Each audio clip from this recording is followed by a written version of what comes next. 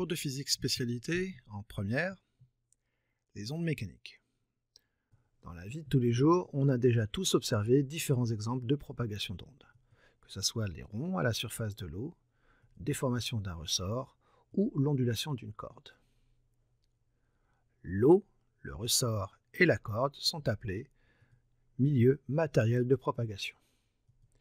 Une perturbation correspond alors à la variation d'une propriété mécanique, vitesse, position, énergie, pression, des points du milieu matériel. Et le point où on crée la perturbation est la source de l'onde. Définition. Une onde mécanique se transmet de proche en proche. Ainsi, si l'on modélise une corde par la succession d'un certain nombre de ces points, ici représenté par les petites billes noires, on considère la source d'où va partir l'onde ainsi que les 9 premiers points.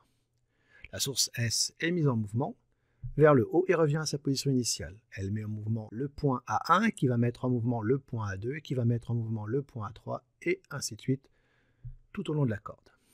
Une onde progressive est le phénomène de propagation d'une perturbation dans toutes les directions qui lui sont offertes, sans transport de matière mais avec transport d'énergie.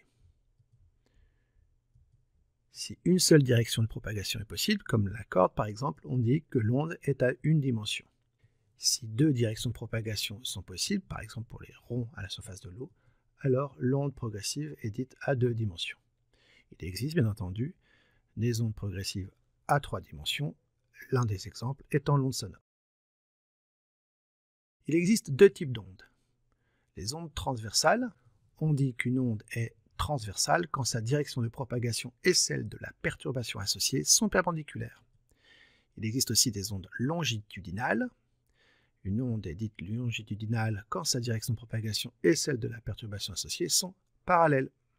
Célérité ou vitesse de propagation. Définition. La propagation d'une onde dans un milieu matériel se fait donc de proche en proche. Elle n'est donc pas instantanée.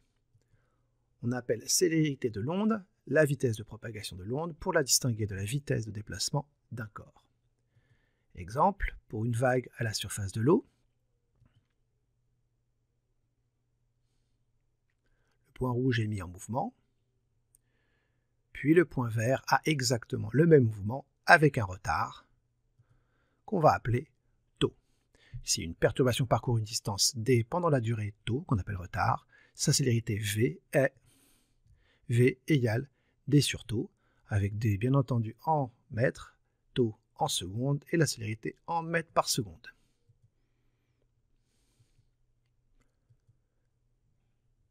La perturbation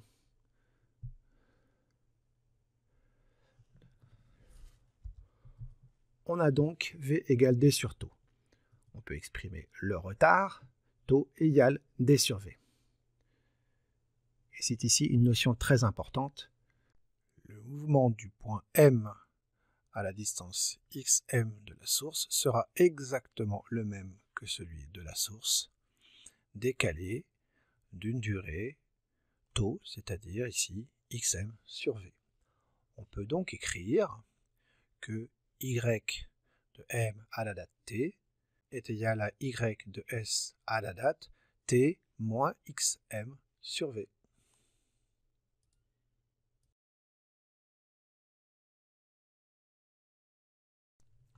Cette célérité va dépendre du milieu de propagation.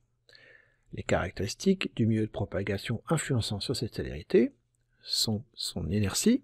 L'inertie d'un corps mesure la résistance que ce corps oppose lorsque l'on cherche à le mettre en mouvement, et plus cette inertie est grande, plus la célérité est faible. Exemple, l'aridule, qui se propage plus rapidement à la surface de l'eau qu'à la surface du pétrole. Il y a aussi la rigidité ou élasticité, qui représente la résistance que le milieu oppose lorsque l'on cherche à le déformer. La rigidité d'un ressort, mesurée par K, coefficient de raideur, et celle d'un ressort par sa tension T. Plus la rigidité du milieu est grande, plus la célérité est élevée. Exemple, les différentes valeurs de la vitesse de propagation du son dans l'air, dans l'eau et dans le diamant. Les ondes mécaniques progressives périodiques, dont font partie des ondes sonores par exemple, sont caractérisées par une double périodicité.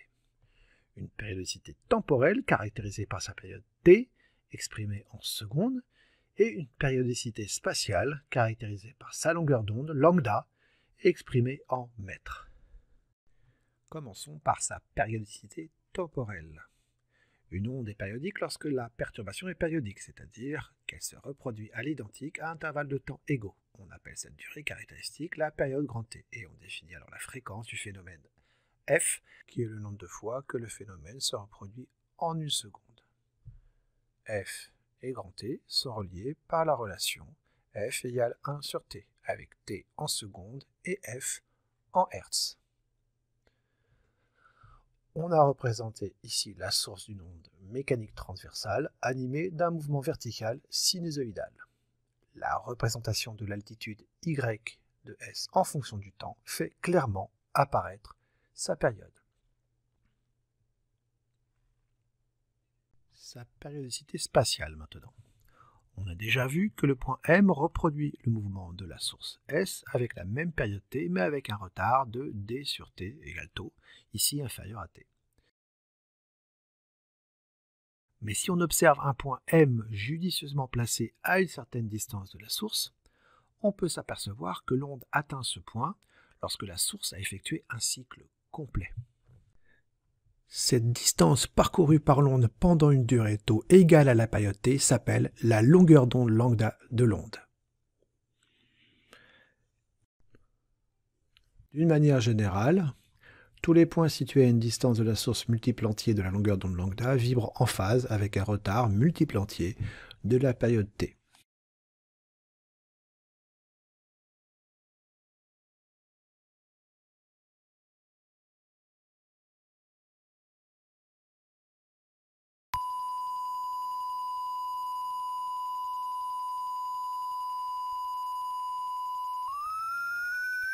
C'est désagréable, hein ?